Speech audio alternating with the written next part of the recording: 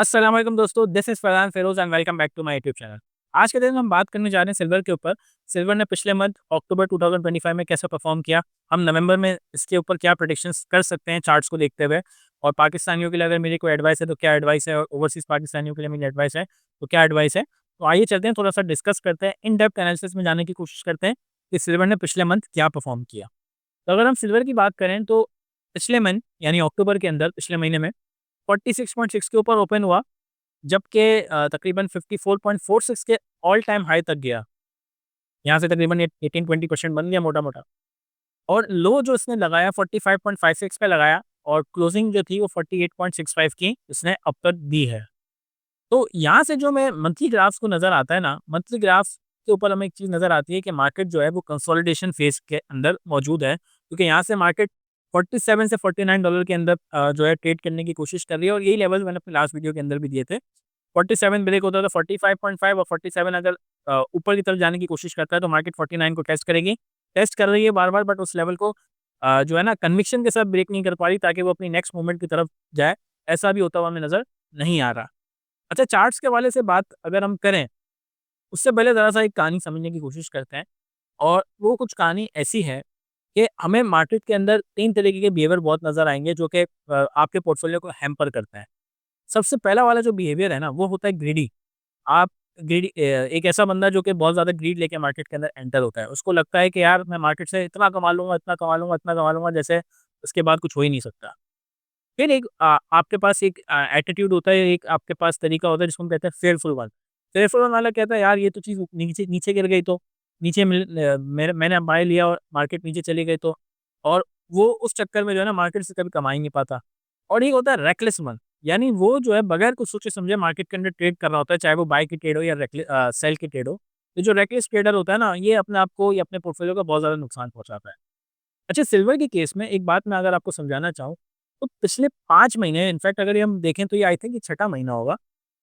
1 minute रुकिएगा, 1, 2, 3, ये consecutive 6th month था जब सिल्वर सिल्वर ने $32 से, या 30, हाँ, $32 से अपनी जर्नी को स्टार्ट किया, और आज $54 जो मैक्सिमम हाई था तब तक पहुँची। इसका मतलब है मोर दैन 60-70% गेन ये हो गया, अगर हम $20 के हिसाब से बात करें। उस वक़्त बहुत लोग आपको रिकमेंड कर रहे थे। मैंने $36-37 के ऊपर वीडियो बनाई थी, और उस वक़्त आपको मैं कह रहा था कि सिल्वर को खरीदना चाहिए, सिल्वर को खरीदना चाहिए, सिल्वर को खरीदना चाहिए। लेकिन आप लोग जिन्होंने बात नहीं मानी, वो उस वक़्त एक फेयरफुल एटीट्यूड का शिकार थे, और उन्होंने, उनके ज़हन में यही बात थी कि यार हमने सिल्वर के बारे में कभी देखा नहीं है, सुना नहीं है, समझा नहीं है, और अब मार्केट के अंदर जो है अगर हम सिल्वर लेते हैं तो माइट बी पॉसिबल सिल्वर गिर जाए, और उन्होंने उस रैली का फ़ायदा नहीं उठाया। अब मार्केट पहुँच गई $54 के ऊपर, और पाकिस्तान में स्टार्ट हो गया ओन पे मिलना या प्रीमियम के ऊपर माल मिलना। अब यहाँ पे बंदा आ रहा है, वो एक ग्रीडी वन, जिसको लगता है कि मार्केट में किसी भी लेवल पे उठा लेगा माल, तो वो पैसा ही कमा के जाएगा, और जो है बगैर कोई अपनी स्टडी किए हुए या बगैर रेट एनालिसिस किए हुए वो उस माल को खरीद रहा है। तो यहाँ से एक चीज़ नज़र आती है, ग्रीड। और इसी का फिर एक नेक्स्ट स्टेप होता है रेकलेस बिहेवियर, जिसके अंदर आप ऐसे लेवल्स के ऊपर माल को बेच रहे होते हैं जब आपको नहीं बेचना चाहिए, और ऐसे लेवल्स पे आप माल को खरीद रहे होते हैं जहाँ पे आपको नहीं खरीदना चाहिए। तो इन सब चीज़ों को आपको देखना पड़ेगा कि आप इन तरीके के बिहेवियर से अपने आप को बचाएँ, और कोशिश करें मार्केट में बहुत तरीके से काम करें। बिल्कुल सही तरीका मार्केट का पता है क्या होता है? सिर्फ़ अपने आप को लेवल्स पे फ़ोकस करें। मार्केट में अगर आपको लेवल मिल रहा है, उस लेवल पे अगर आपका एतमाद है, आप अपनी खुद की रिसर्च कर सकते हैं, well and good. Most important चीज़ तो ये है कि आपकी खुद की रिसर्च हो।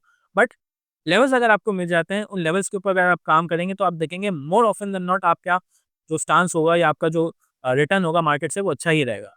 तो अगर हम मार्केट के लेवल्स की बात करें, सिल्वर के लिए जो मेरे लॉन्ग टर्म लेवल्स हैं, यानी मंथ मंथ ऑन बेसिस के लिहाज से बात करें, तो इस वक़्त सिल्वर जो है ना $49 पे मोटा-मोटा, पिवट जो है ना इसका 45.5 है, जो कि हमारी लास्ट वीक की एक तरीके से सपोर्ट भी थी, जिससे मार्केट से वो बाउंस बैक होके आया है। तो अगर 45.5 तक मार्केट 45.5 के ऊपर है, सिल्वर एक पॉजिटिव ज़ोन में है, और बाय ऑन डिप का स्टांस रखना चाहिए। अगर आप पाकिस्तान से बाहर हैं तो आपको सिल्वर अपने पोर्टफोलियो में ऐड करना चाहिए। वंस अगेन मेरी रिकमेंडेशन नहीं है। आप अपने एनालिसिस एनालिसिस खुद करें, आप अपनी रिसर्च खुद करें। बट कोई मुझसे पूछेगा या मैं अपनी बात करूँ तो मैं सिल्वर को लोअर लेवल के ऊपर जमा करूँ, जैसा कि मैंने अपने लास्ट वीडियो के ऊपर भी बात कही थी। बट पाकिस्तान में नहीं कर रहा। Keep that in mind, Pakistan के हाई टारगेट्स के ऊपर या हाई वैल्यूज़ के ऊपर नहीं कर रहा। उसके ऊपर चलो थोड़ी देर के बाद में बात करेंगे। अच्छा, अगर 45.5 का लेवल टूटता है तो ये तकरीबन आपको 42 भी दिखा सकता है। तो मेंटली उस लेवल के लिए भी अपने आप को प्रिपेयर्ड रखें। और अगर ऊपर की बात करें तो 49 एक बड़ा अच्छा लेवल है। 49 के ऊपर अगर मार्केट आपको दिखाती है तो नेक्स्ट मार्केट के लिए जो अच्छी रेजिस्टेंस है वो 52 है। देन उसके बाद जो लेवल आता है वो $56 का आता है।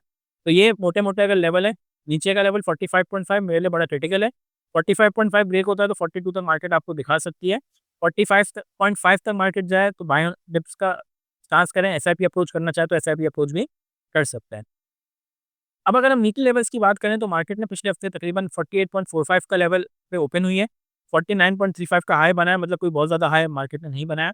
जबकि लो 45.56 का ही जो हमने अभी पिवट भी डिस्कस किया वीकली, वहाँ से आपका रिबाउंड आया और क्लोज़ भी हुआ ना तकरीबन 48.65 के ऊपर क्लोज़ हुआ, जो कि एक अच्छी क्लोज़ थी या 6-7% की गेन लोअर लेवल से नज़र आ गई।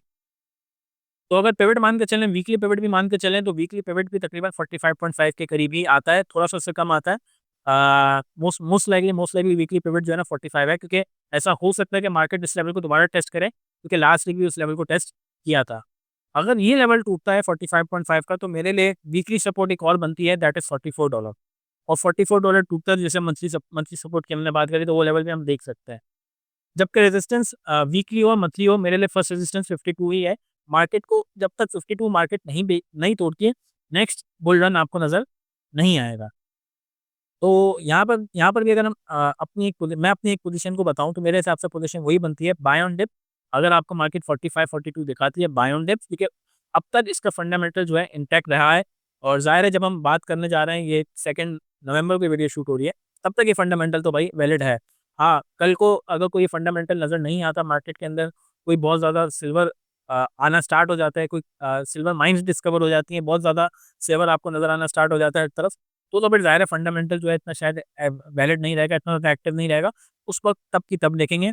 बट इस वक़्त 2 नवंबर के अंदर अपना फंडामेंटल को मैं सामने रख के देखता हूँ, तो मुझे लगता है सिल्वर अपने 2 टारगेट यानी $75 का जो मेरा पर्सनल टारगेट है, शायद उस तक 1 साल, 1.5 साल, 2 साल के अंदर पहुँच पहुँच जाए।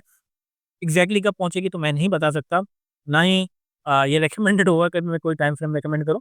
बट लॉन्ग टर्म टारगेट्स नज़र आते हैं, सिल्वर के अंदर अच्छी पोज़ीशन नज़र आती है, अगर आपको मार्केट में एक्चुअल रेट के ऊपर मिल रहा है तो। जब तक पाकिस्तान में मेरा स्टांस अभी भी वही है कि पाकिस्तान में जब तक ओन बरकरार रहेगा, प्रीमियम बरकरार रहेगा, मुझे कोई फ़र्क नहीं पड़ता यहाँ से मार्केट कहाँ की कहाँ चली जाए, मैं हाई रेट पे सिल्वर परचेज़ नहीं करूँगा।